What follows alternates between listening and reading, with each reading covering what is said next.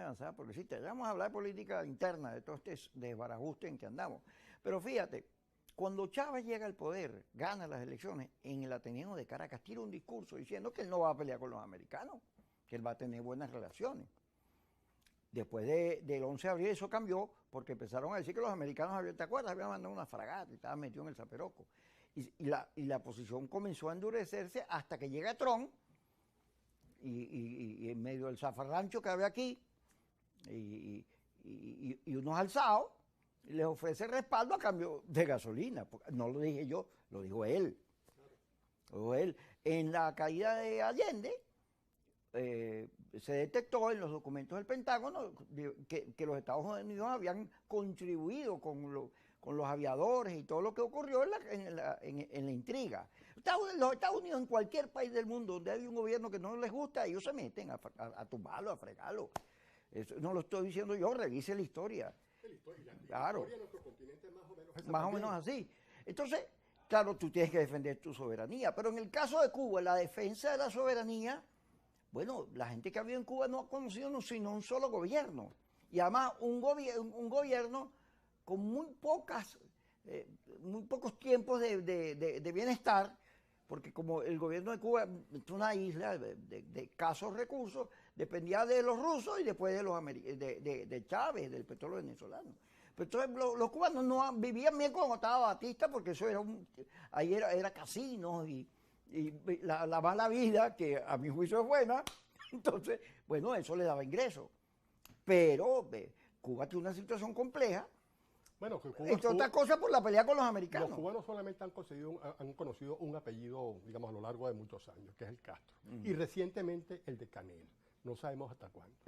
Mira, pero el hecho es que esa pelea con el imperio, la pelea por la soberanía, no puede tener un costo tan alto. Tienes que revisar la cosa.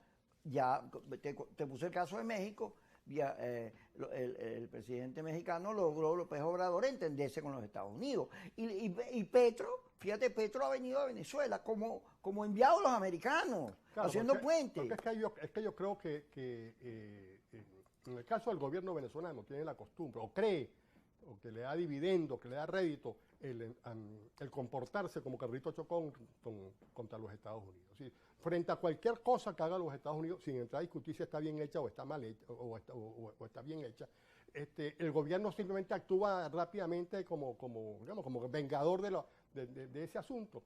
Yo creo que los términos son como tú lo señalas.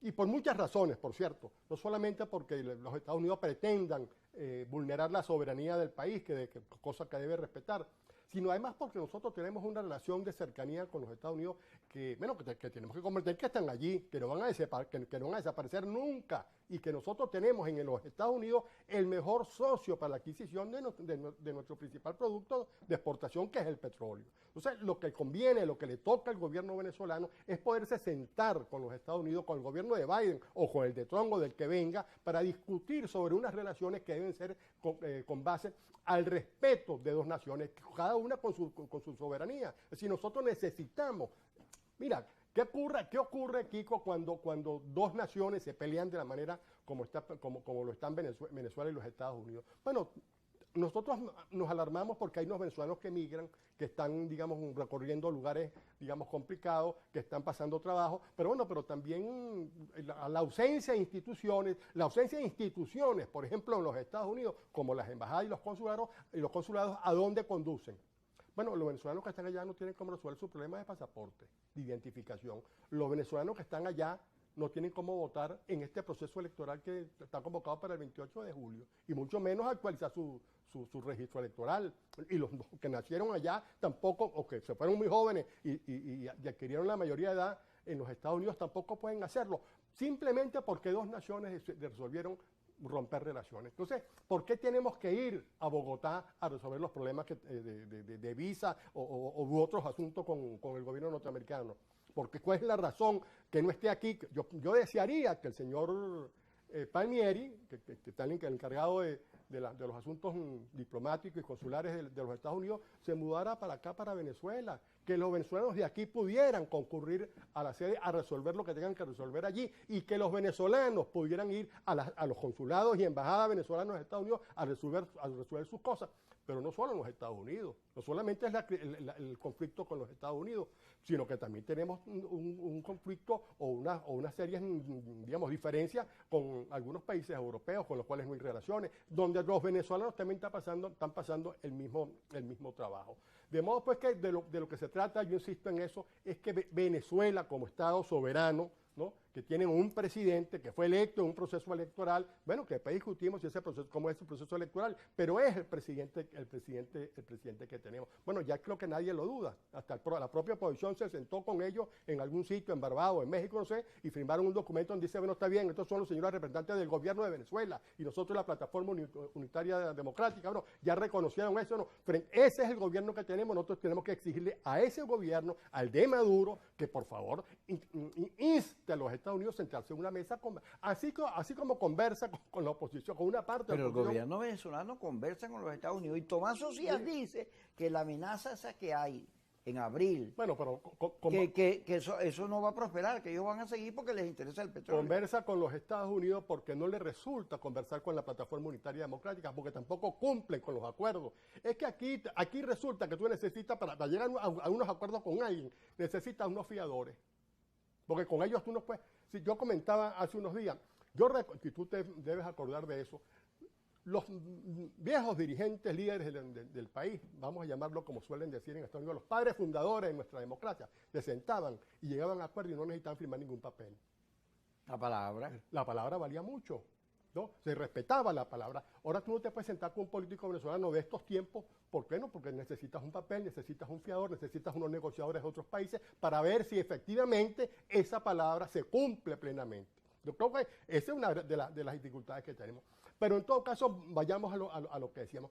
Es importante, es necesario que el gobierno se siente con los Estados Unidos a intentar dirimir las dificultades, que ya se sienta, como tú dices, pero no solamente para resolver esos temas que son sin duda valiosos, que son las licencias OFAC, etcétera, etcétera, etcétera, pero también de las relaciones que deben existir entre dos naciones que están en el mismo continente. Yo creo que eso es absolutamente necesario repito, los Estados Unidos, con los europeos y con algunos países de la región que también andan en esa deriva, pues, de no reconocer a los demás. El gobierno está obligado, y yo creo que lo está haciendo, según dice Tomás Socias, a entenderse bien con los americanos, a ser un proveedor confiable de petróleo. Porque si no es así, o sea, ¿cómo son los americanos? Los americanos estaban en Vietnam, sentados en París, Kissinger, y estábamos barreando.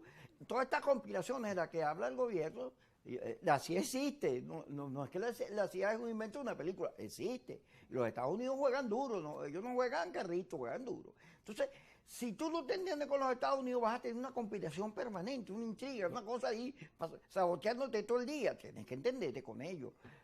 Eso es comprender los niveles, llegar a unos niveles de política de comprensión necesarios para el país, que hay que aplicárselo en el cuadro interno.